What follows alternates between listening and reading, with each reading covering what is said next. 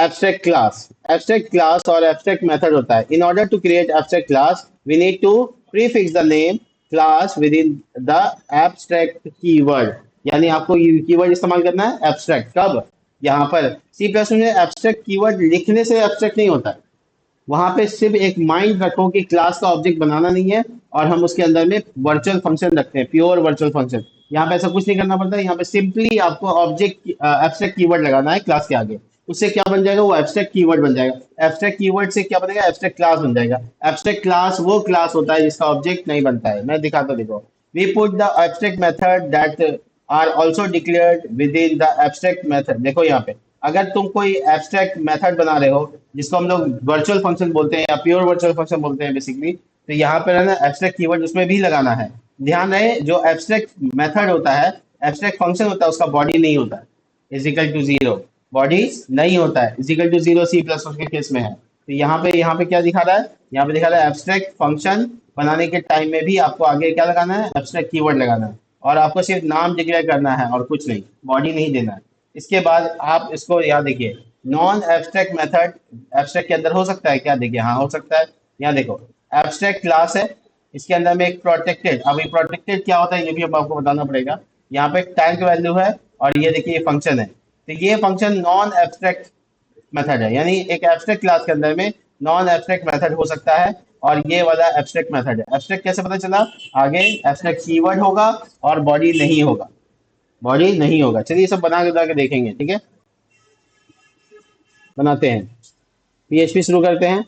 अगर आपको कोई एब्स्ट्रैक्ट क्लास बनाना है तो नॉर्मल क्लास जैसे बनाते हो वैसे बनाओगे, लेकिन तुमको अगर इसको एब्स्ट्रैक्ट करना है तो एब्स्ट्रैक्ट लगा दोगे, हो गया. अब इस क्लास का कीवर्ड नहीं इसका ऑब्जेक्ट नहीं बनेगा. मैं एग्जांपल दे देता हूँ, देखिए.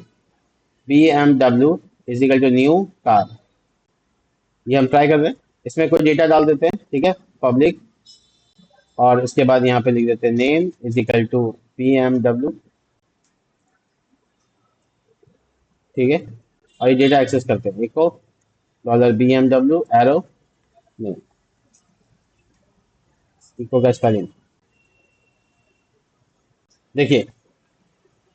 आउटपुट देखेंगे क्या लिखा हुआ है? Can not in initiated. मतलब बेसिकली यहाँ पे हम लोग ऑब्जेक्ट नहीं बना सकते हैं. एब्स्ट्रैक्ट क्लास का ऑब्जेक्ट नहीं बना सकते हैं. एरर आ गया. जैसे मैं एब्स्ट्रैक्ट कीवर्ड हटाऊंगा ये बन जाएगा. फंडामेंटली बात समझ में आया?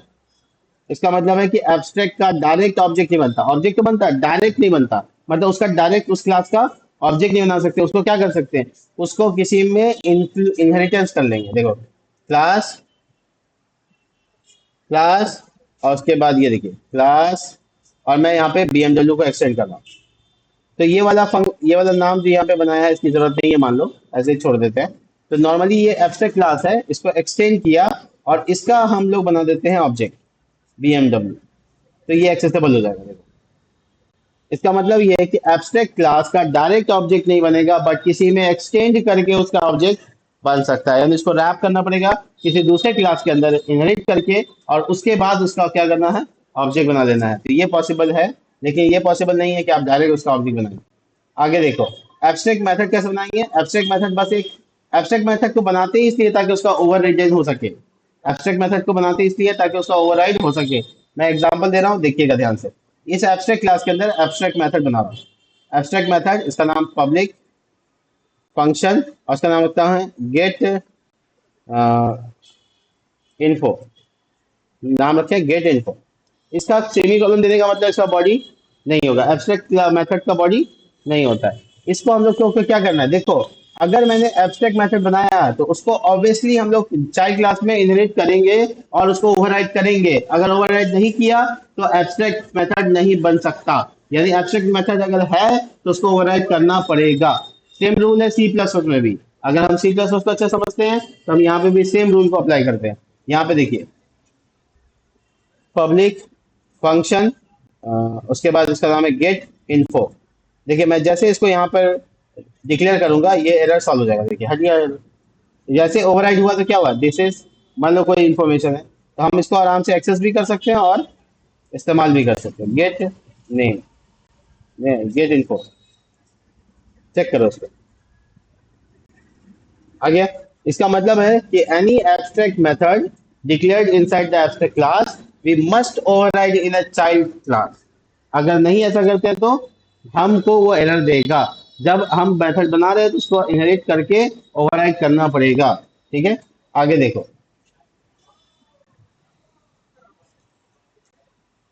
देखो इसने यहाँ पे calculate num miles on full tank है ना, ये यहाँ पे बनाया है। यहाँ पे देखो उसने इसी नाम को एब्स्ट्रैक्ट बनाया था, और चाइल्ड में क्या किया उसने, होंडा चाइल्ड है इसका, और उसने क्या किया उसमें बनाया पूरा फंक्शन, यानी ओवरराइड कर दिया, ओवरराइड हो गया।